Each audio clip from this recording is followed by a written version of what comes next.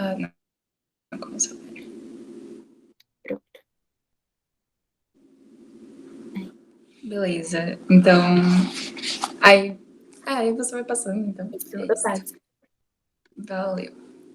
Então, a aula de hoje vai ser sobre Durkheim e Weber e sobre as visões opostas, diretamente opostas deles acerca do indivíduo e da sociedade. Aí pode passar. Primeiro eu vou falar de Emile Durkheim, que nasceu em 1858, morreu em 1917. Foi influenciado fortemente por Comte, que é o carinha do positivismo, que foi a primeira vertente principal que surgiu da sociologia e influenciou muito o Durkheim. O Durkheim foi o primeiro grande pensador, grande autor a estudar o indivíduo e a sociedade, e ele era professor da Universidade Sorbonne, em Paris, na França.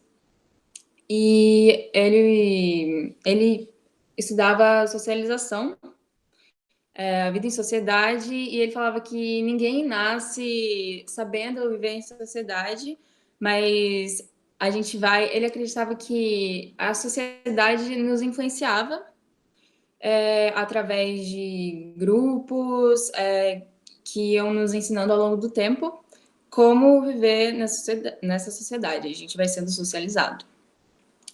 E aí existem os agentes dessa socialização que nos ensinam a viver em sociedade, e os três principais são a família, que é o primeiro contato que a gente tem com essa socialização, que no caso chamamos então de o agente primário.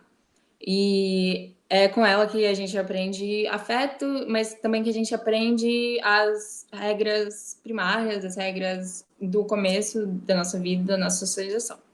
Depois da família vem a escola, e aí na escola a gente já vai, além da aprendizagem que a gente obviamente vai aprender lá, a gente também vai aprender condutas para viver nessa sociedade e regras sociais.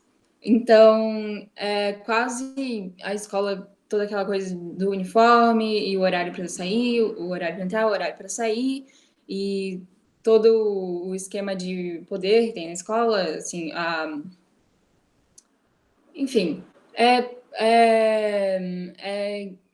similar quase a um presídio, e porque tem a ordenação do indivíduo, as regras, mas ele fala então que a escola seria o segundo lugar que acontece essa socialização do indivíduo, e aí entra também depois os meios de comunicação, que principalmente hoje em dia muito, muito mais forte, porque tá na palma da mão, tem celular, tem agora, ainda mais com a coisa da pandemia, foi muito mais forte porque acaba sendo quase o principal ou quase o único meio, porque tudo acontece dentro desses meios de comunicação. A gente está lá há muito tempo fazendo tudo o tempo todo, então é muito importante.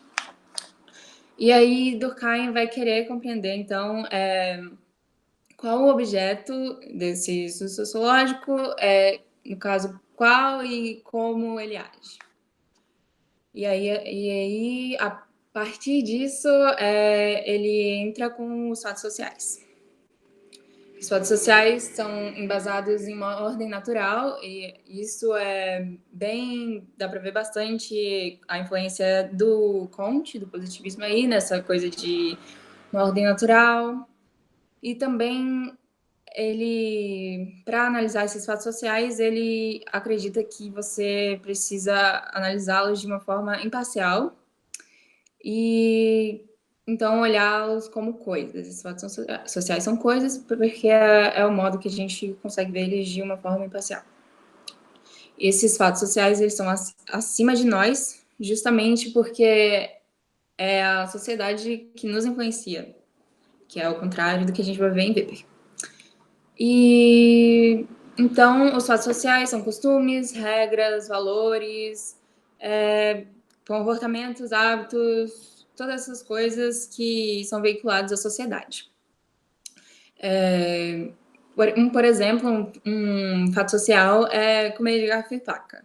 Então, em qualquer lugar que você for, pelo menos no Brasil, é um fato social com certeza é um fato social no Brasil que, na maioria, ou quase todos os lugares que você for comer, sei lá, um arroz e feijão, um almoço, assim, você vai comer de garfo e faca. Se você não comer de garfo e faca, vão olhar para você esquisito, porque é um consenso geral que você come, sei lá, arroz e feijão, almoço, essas coisas de garfo e faca. Então, isso é um fato social. E para Durkheim, eu até esqueci que estava passando os slides, mas é isso aí. Para Durkheim, existem, então, 3 fatos sociais, e aí começa com o geral, que é entendido por toda a sociedade, é praticado, realizado por todo mundo.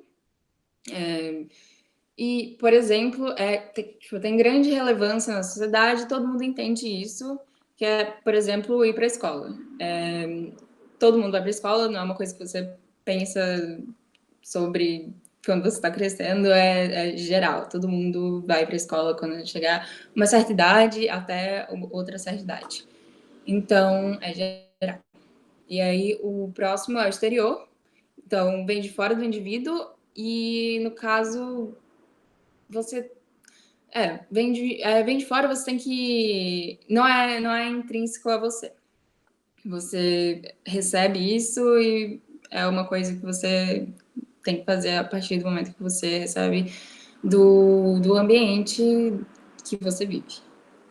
E o outro é o coercitivo, que caso você não realize ele, você vai sofrer uma coerção, você vai ser julgado socialmente, que seria uma coerção espontânea, tipo, vão te olhar esquisito, por exemplo, se você comer com a mão, porque é um fato social que você come de garfo e faca, então se você comer, sei lá, arroz e feijão com a mão, você vai ser você vai sofrer uma coerção social, porque vão te olhar esquisito e vão te julgar porque você está indo contrário ao fato social. Mas também tem a coerção legal, que no caso é a partir das leis e etc., que vão para coisas maiores, mais sérias, que vão hoje aí. E aí Durkheim entra, então, com essa coisa da sociedade doente versus sociedade saudável. A sociedade doente, primeiro, a sociedade saudável é a que segue os fatos sociais, bonitinho, tudo certo, mas para ser doente, não é necessariamente parecer errado, por exemplo. Uma sociedade que tem muitos homicídios, por exemplo. Não quer dizer que seja uma sociedade doente só porque acontecem homicídios, acontecem crimes, porque o problema, no caso, não é o crime, porque ele é uma coisa normal que acontece na sociedade. Mas o que vai determinar se a sociedade é doente ou saudável é como ela vai reagir a esse crime, por exemplo. Porque se ela reagir vendo isso como uma coisa errada e tendo leis para proibir, para punir, ela vai ser uma sociedade saudável, porque está dentro dos fatos sociais e está tudo seguindo tudo certo. Agora, por exemplo, se for uma sociedade que celebra o crime, que celebra que não faz nada sobre isso, que vê de uma outra maneira que não condenando o crime, seria uma sociedade doente, porque está subvertendo a maneira que acontecem os fatos sociais de uma maneira errada, doente, que não seria o certo a se fazer, o certo a se seguir, não seria uma maneira saudável de lidar com esse problema. Então, basicamente, isso, as principais coisas do Durkheim, mas o principal de tudo é que a sociedade nos influencia e a gente recebe todos esses fatos sociais que são o que vai nos moldar como indivíduo para viver nessa sociedade. E aí, pode passar para o próximo. Tem essa frase também dele, que é preciso sentir a necessidade da experiência, da observação, ou seja, a necessidade de sair de nós próprios para aceder à escola das coisas, se as queremos conhecer e compreender, que é o que ele está falando, principalmente, da questão que você precisa ser imparcial para você conseguir compreender e analisar essas coisas que a gente viu. Não, ele acredita que não dá para analisar isso sendo parcial. Você tem que ter uma visão bem científica e isso vem bastante também do Comte. Pode passar. Agora é Max Weber, que nasceu em 1864 e morreu em 1920. Pode passar.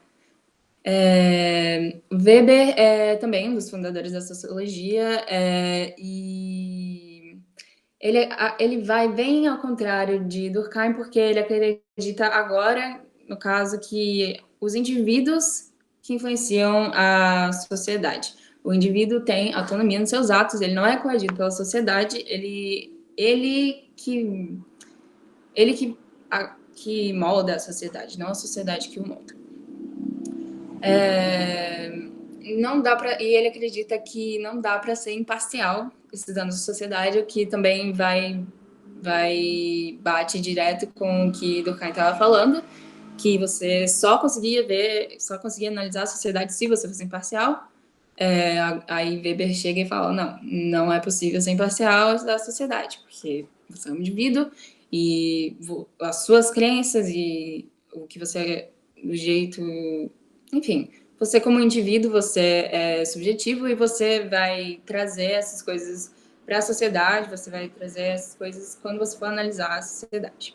Aí ele é o autor também desse livro importante, que é A Ética Protestante e o Espírito do Capitalismo, que foi a ideia, enfim, no século XV, no século XVI, quando o capitalismo se formou, e aí teve uma grande influência da ética protestante, principalmente do calvinismo, que acreditava que o acúmulo de riquezas, até certo ponto, e através do trabalho, que era uma coisa boa, importante, e aí ele é o autor desse livro que fala um pouco do que a gente vai falar dele, que é a percepção a percepção de Weber do que a sociologia deve estudar, que é a ação social. Aí pode passar o slide. Ação social, que no caso é a ação do indivíduo, e aí teriam três, que é a afetiva, que é o afeto, sentimento, esse sentimento pode ser de amor ou de ódio. A tradicional, que é o hábito, rotina, costume, algo que você sempre fez. E três, racional, que é a razão, que no caso pode acontecer por fins ou por valores. Por fins é uma ação que você está buscando algo em troca, por exemplo, trabalhar para ganhar um salário, ou qualquer ação que você esteja buscando algo em troca, não fazendo só por fazer, mas buscando algum benefício. E aí, por valores, é algo que você acredita, que você acha correto, que você faz pela sua crença. As ações sociais, elas podem ter várias... Não precisa ser só uma ação, não precisa só ser afetiva ou tradicional ou racional. Ela pode ter vários motivos, mas sempre vai haver um motivo maior, principal, mais importante. Por exemplo, um professor pode amar dar aula, mas ao mesmo tempo, tipo, ele vai estar dando aula porque ele tem um afeto pelos alunos, mas ao mesmo tempo, tecnicamente é por fins, porque ele vai receber um salário no fim do mês. Então, depende para ele, assim, qual vai ser a ação social mais forte, mas vão ser duas ao mesmo tempo, por exemplo. Isso é, inclusive, uma coisa muito boa para colocar em redação, porque no sentido que, sei lá, eles vão colocar algum problema e aí você pode argumentar colocando que o indivíduo... Dá para fazer isso na mesma lógica de Durkheim, na lógica de Weber. Porque na lógica de Weber, no caso, seria que o indivíduo ele fez tal coisa e foi uma ação... Ele estava sendo movido pela ação afetiva, ele estava sendo movido por um costume, ou acho que é mais fácil na de Durkheim, porque aí, no caso, seria a sociedade coagindo o indivíduo a fazer tal coisa, então dá para usar para muita coisa. Mas pode passar aí. Eu acho que não tem mais, no caso, mas acabou. Mas é isso, então. Então, as semelhanças e diferenças, que no caso são só diferenças, porque Durkheim e Weber é bem oposto aí. Weber acreditando que você vai agir na sociedade e vai transformar você um agente de transformação na sociedade, e Durkheim acreditando que a sociedade é um agente de transformação no indivíduo. E outra coisa também é, assim, nessa comparação Weber-Durkheim, Weber acreditando que você não pode ser imparcial, Durkheim acreditando que você só pode analisar a sociedade sendo parcial. Então, é basicamente isso. Os dois foram bem no início, no começo da sociologia. Eles foram os principais fundadores da sociologia, vindo bem depois do Comte, tanto que o Comte do positivismo influencia mais Durkheim do que Weber. Mas é isso. Eles estavam aí nessa. Weber estava mais na época da Revolução Industrial, enquanto Durkheim estava.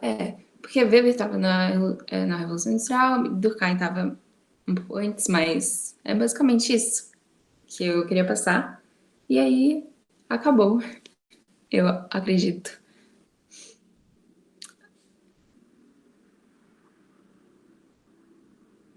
Aí acho que parou de gravar.